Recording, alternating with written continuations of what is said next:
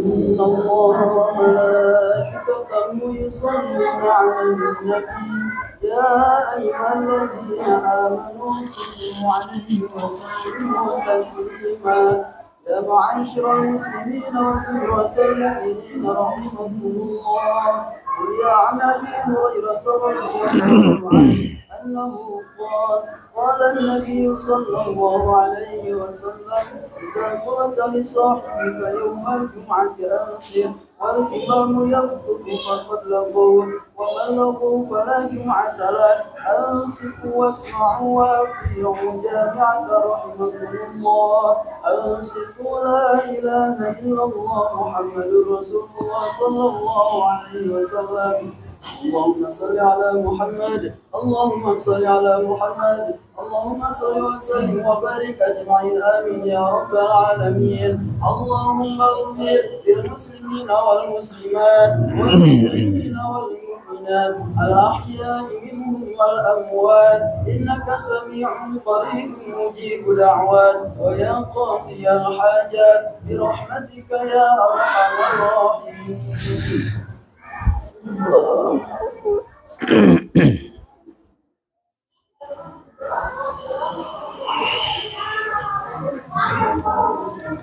Bismillahirrahmanirrahim. Assalamualaikum warahmatullahi wabarakatuh. Allahu Akbar, Allahu Akbar, Allahu Akbar, Allahu Akbar. Asyhadu an la ilaha illallah. Asyhadu an la ilaha illallah.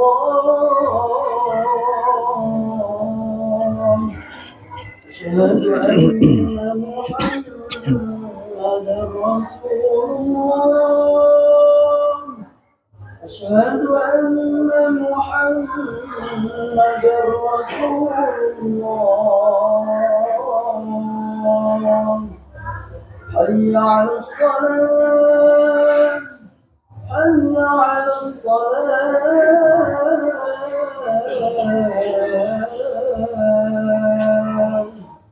hayya 'alal falah, hayya 'alal falah.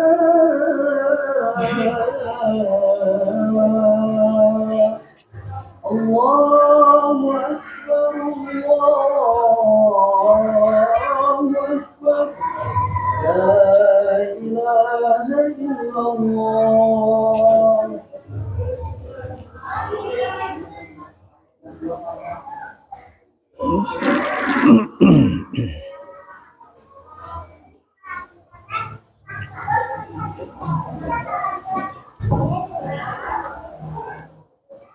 Alhamdulillah, alhamdulillahillazi arsala rasulahu bil huda wa dinil haqq liyuzhirahu 'ala dini kulli wa kafa billahi syahida.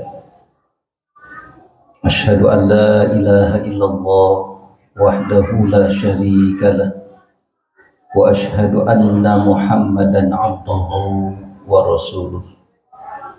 Allahumma salli ala Sayyidina Muhammad wa ala ali Sayyidina Muhammad wa barik wa sallim.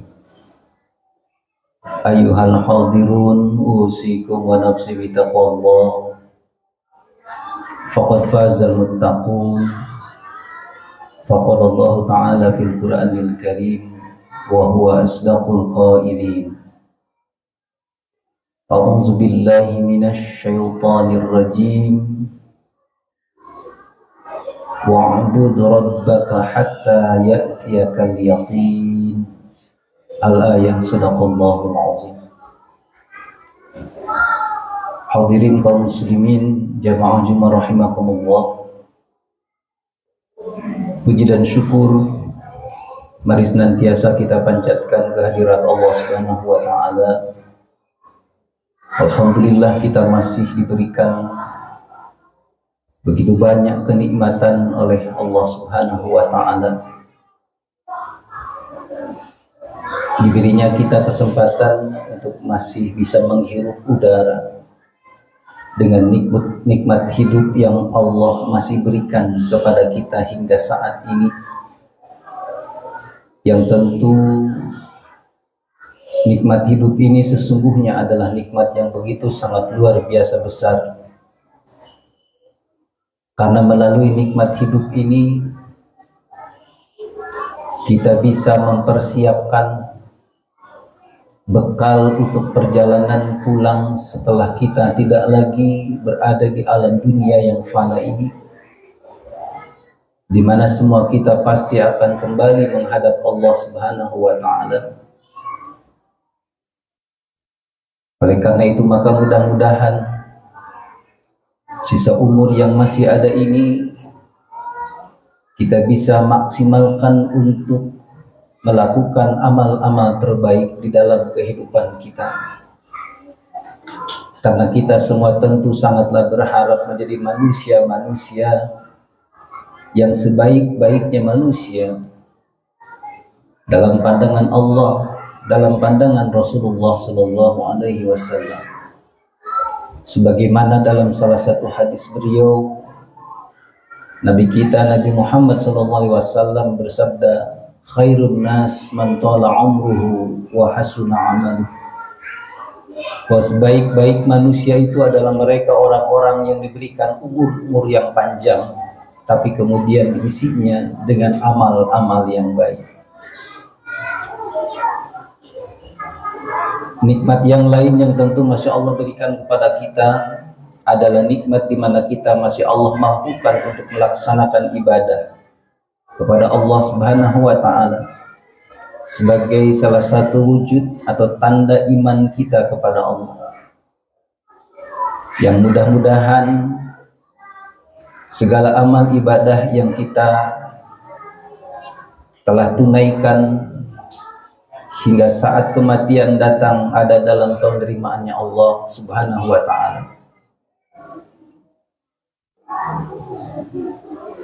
Tak lupa kita kirimkan salawat dan salam kepada baginda Rasul kita Nabi Muhammad Sallallahu Alaihi Wasallam, untuk keluarga beliau dan para sahabat-sahabat beliau, dan kepada seluruh umatnya hingga akhir zaman yang insya Allah adalah termasuk kita di dalamnya.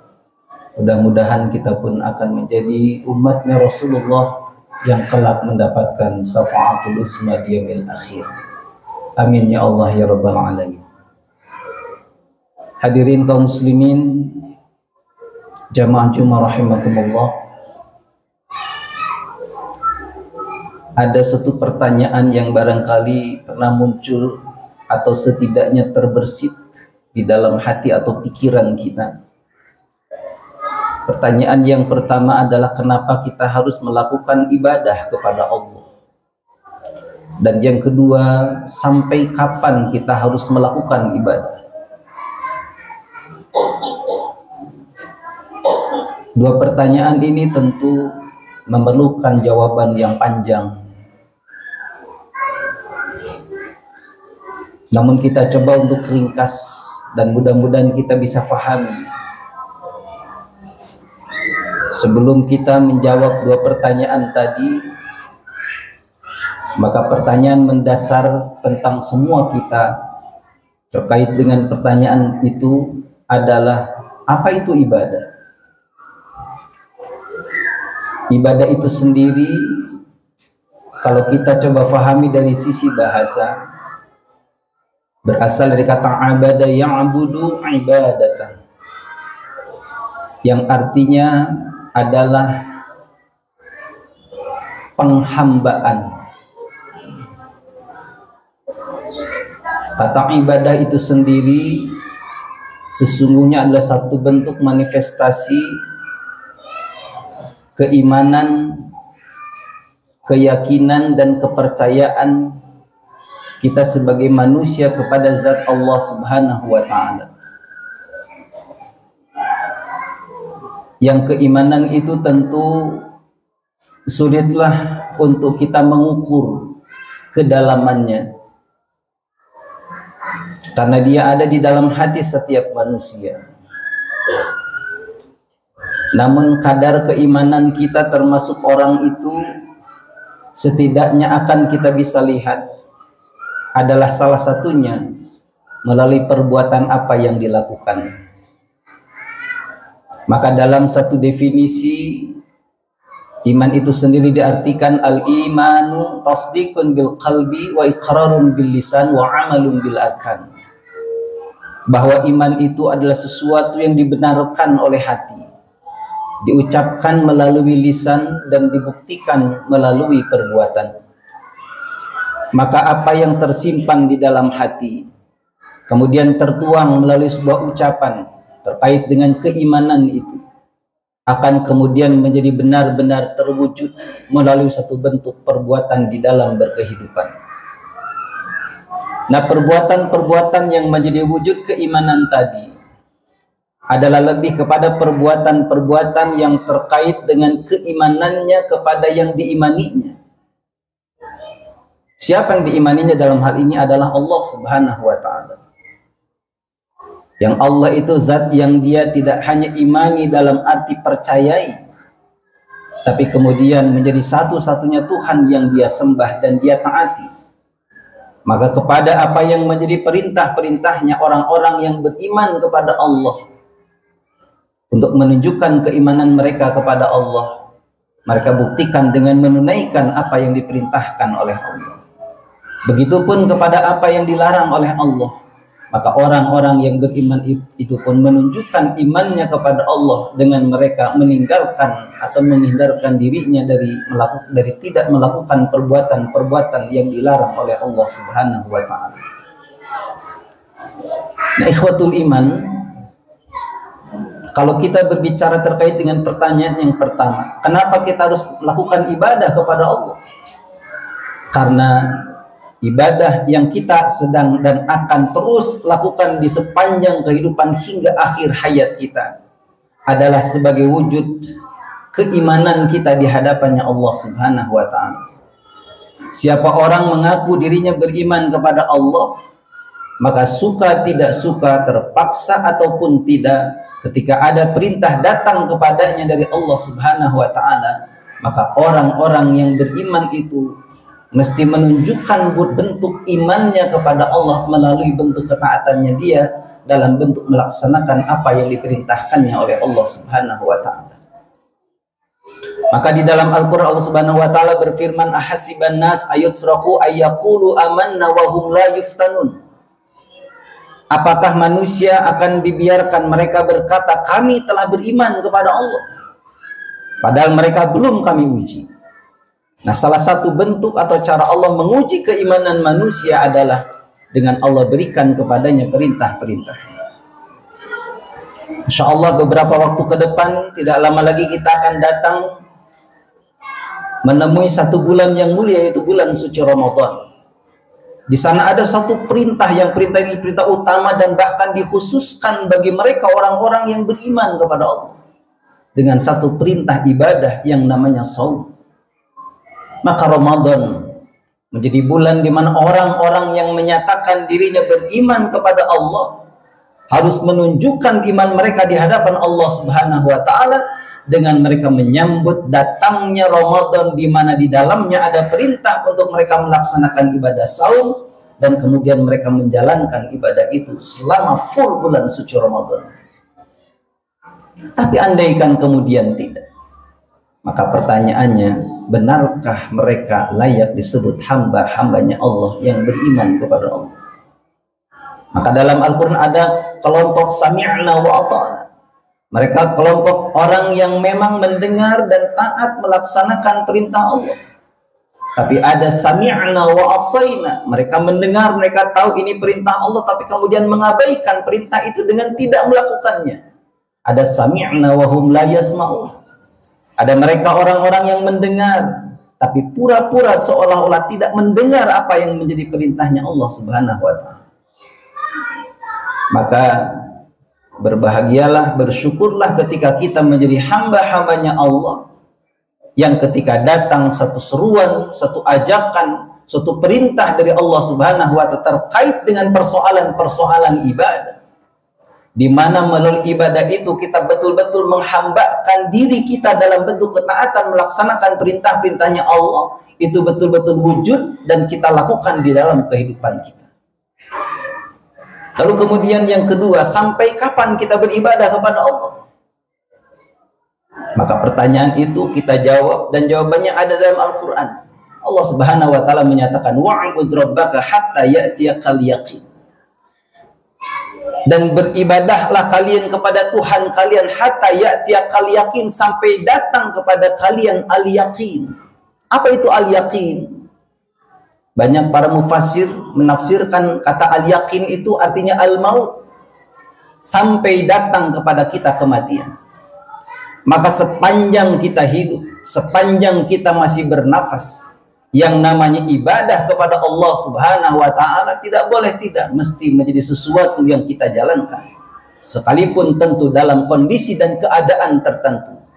Cara kita melakukan ibadah kepada Allah akan kemudian disesuaikan dan dikondisikan dengan keadaan kita. Karena kita mengenal dalam Islam ada namanya rukhsah, ada namanya suatu keringanan saat kita melakukan ibadah terkait dengan keadaan atau kondisi-kondisi tertentu. Kalau kita berbicara saum tadi misalnya, maka gugur kewajiban orang yang saum itu ketika mereka sedang dalam perjalanan, atau mereka dalam keadaan sakit, atau bahkan menjadi gugur kewajibannya dengan mereka mengganti saumnya dengan fidyah ketika memang mereka ada dalam kondisi-kondisi yang sangat-sangat tidak memungkinkan untuk melakukan ibadah saum itu. Tetapi ibadah berupa perintah saumnya tidak kemudian menjadi gugur secara hukum, tapi kemudian menjadi berubah karena terkait dengan kondisi dan keadaan. Bagi mereka yang dalam perjalanan, bagi mereka yang sakit, maka diganti saum mereka yang ditinggalkan dengan mereka membayar qadha, melakukan saum di bulan yang lain. Adapun mereka yang sama sekali tidak memungkinkan untuk melakukan ibadah saumnya karena terkait dengan kondisi yang sangat-sangat tidak memungkinkan, maka membayar saum yang ditinggalkannya adalah dengan fidyah. Ikhwatul iman, jamaah Jumat rahimakumullah. Maka mari semua kita benar-benar menunjukkan iman kita di hadapan Allah Subhanahu wa Ta'ala. Apalagi kalau ketika kita berbicara tentang amal atau ibadah itu sendiri, dia adalah menjadi satu-satunya bekal yang akan kita tadi di awal khatib menyampaikan, akan menjadi bekal yang akan kita bawa menghadap Allah Subhanahu wa Ta'ala. Saat kita pulang nanti tidak pernah akan kita membawa apapun yang terkait dengan urusan-urusan keduniaan kita. Semua kita lepaskan. Pakaian kebesaran kita akan lepas dan diganti dengan beberapa helai kain yang kita sebut dengan kain kafan. Kendaraan yang mewah yang kita punya dan kita miliki pun tidak pernah akan kita tumpangi, karena kita akan mengendarai satu kendaraan yang kita sebut dengan ambulan ataupun keranda jenazah, akan menggotong jenazah kita. Adapun mereka yang kemudian mencintai dan sangat menyayangi kita, hanya bisa mengantar sampai ke liang lahat kita, yang setelah kita dimakamkan, dikuburkan, mereka akan kembali ke tempat di mana kita dulu bersama dengan mereka. Kita akan sendiri terbujur di sebuah lubang dengan ukuran 1,2 meter saja. Sendiri kita di tempat itu. Dan siapa yang akan menjadi teman terbaik kita, dan siapa yang kala kemudian akan menolong kita, semua adalah sangat tergantung kepada apa yang menjadi perbuatan di sepanjang hidup kita. Dan itu tidak lain adalah amal-amal ibadah kita. Maka ikhwatul iman, mudah-mudahan Allah istiqomahkan semua kita untuk menjaga amal-amal atau ibadah-ibadah ini. Dan tidaklah kemudian kita bertanya, kenapa kita harus beribadah kepada Allah? Maka cukuplah kita jawab, kenapa kita harus beribadah kepada Allah? Karena semua kita ini adalah hamba-hambanya Allah. Seorang hamba maka harus tunduk dan patuh kepada siapa yang dijadikan zat yang dia anggap begitu sangat penting dalam kehidupannya. Dan itu adalah Allah Subhanahu wa Ta'ala. Lalu kemudian pertanyaan kedua, sampai kapan kita harus melakukan ibadah? Sampai ajal itu tiba, datang menjemput kehidupan kita dan mengakhiri hidup kita.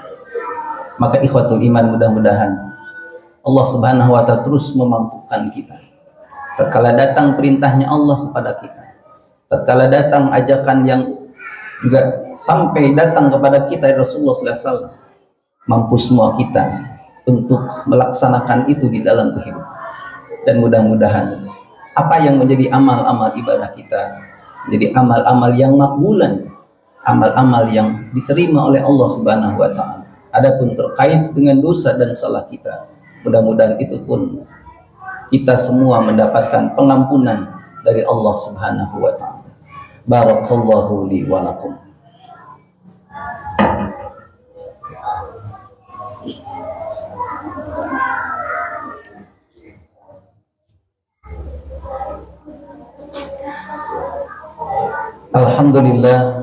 Alhamdulillahi rabbil alamin, wa bihi nasta'inu ala umuri dunya waddin, wa ala alihi wa sahbihi ajma'in.